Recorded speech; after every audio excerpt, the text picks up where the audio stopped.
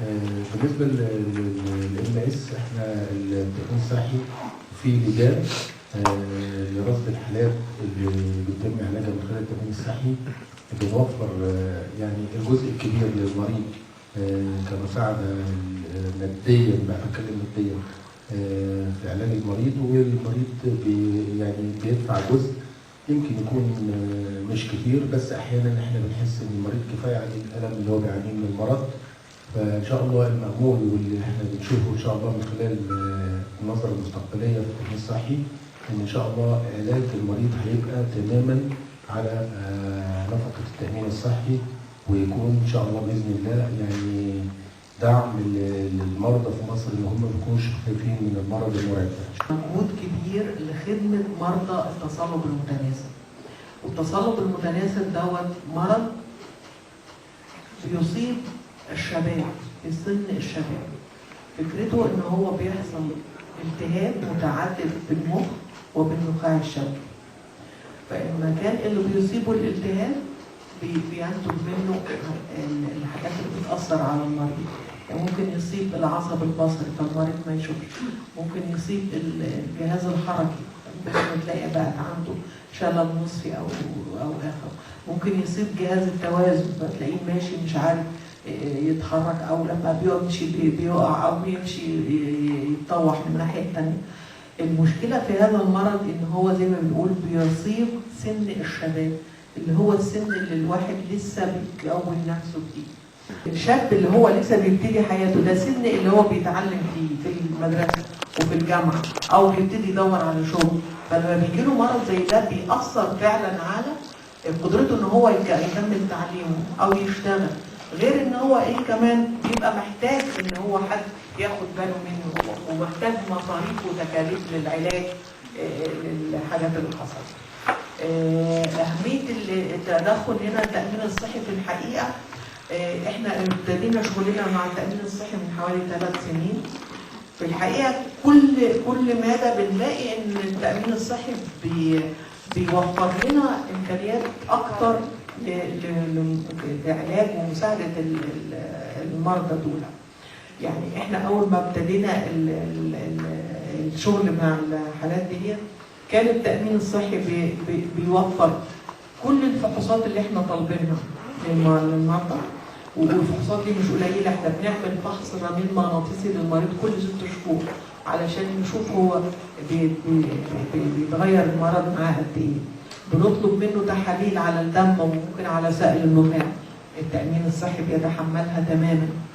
من ناحيه الادويه لحد النهارده الصبح كان التامين الصحي بيتحمل حوالي 50% من تكاليف العلاج. النهارده طبعا المفاجاه اللي انتم سمعتوها ان التامين الصحي خلاص هيبقى متحمل كل تكاليف الادويه بتاعه المريض.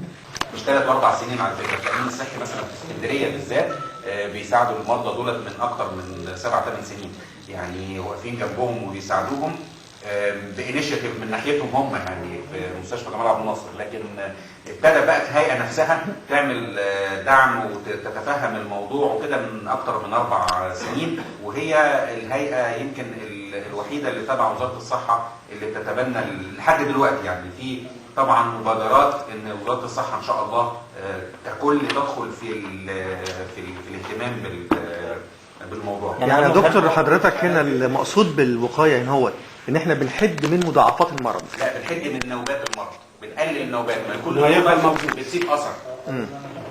مفيش علاج جذري، كلها علاجات تقلل من نوبات المرض. وعلى فكره ده هو علاج كل الامراض المناعيه، يعني حتى الحمى الروماتيزميه، حتى كل الحاجات، يعني كل الامراض اللي بتاعت الجهاز المناعي وازحاج الذئبه الحمراء الروماتويد كلها كده، كلها علاجات علشان تقلل من مضاعفات المرض وتاثيره اكتر من انها علاج جذري. يعني الروماتويد اقدم، يعني ادراكنا له وتعاملنا معاه ومعرفتنا بيه حتى العامه معرفتهم بيه قديمه جدا جدا، لكن لحد دلوقتي احنا مش عارفين هو اللي بيحصل.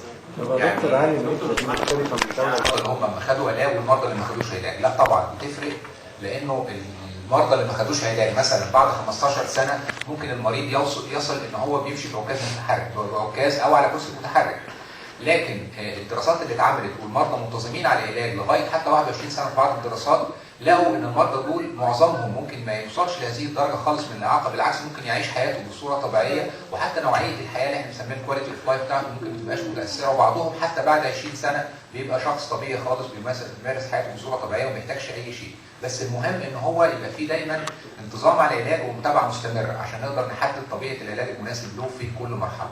زي رعايه متوسطه او بنقول عليها وحده ازمات المخ، سواء جلطات او نزيف، ابتدينا نقدر نعمل تشخيص مشاكل الشريان السباتي بدقه، ابتدينا تقنيات جديده كمان بتاعه الرنين وبتاعه القسطره، سواء القسطره الشريان السباتي او القسطره المخيه، بحيث نقدر نحدد اسباب الجلطات وبالتالي نقدر نحدد الطريقه المثلى للعلاج، سواء علاج دوائي فقط او بنفكر في علاج تدخل عن طريق قسطره او علاج جراحي لمشاكل الشرايين سواء خارج المخ او الشرايين داخل المخ.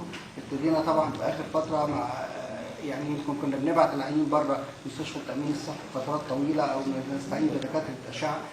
في اخر 4 سنين مع الدكتور احمد بقى موجود معانا، ما بقيناش العيان ما بيتنقلش من المستشفى، كل الخدمات الطبيه بتتعمل في المستشفى، سواء قسطره تشخيصيه لمشاكل الشريان السباتي او مشاكل الشرايين داخل المخ، او لو احتاج بعد القسطره التشخيصيه علاج بالقسطره العلاجيه بقت موجوده في المستشفى.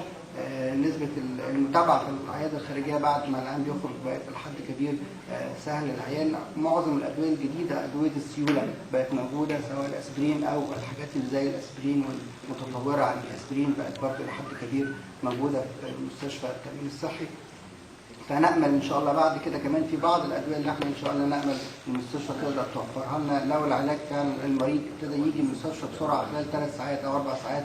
في بعض العلاجات اللي إن شاء الله نأمل في المرحلة اللي جاية نقدر نوفرها نقدر نساعد بيها العيانين. احنا عملنا إحصائية مؤخرا، فاحنا بندخل حوالي 700 حالة أزمة دماغية في السنة،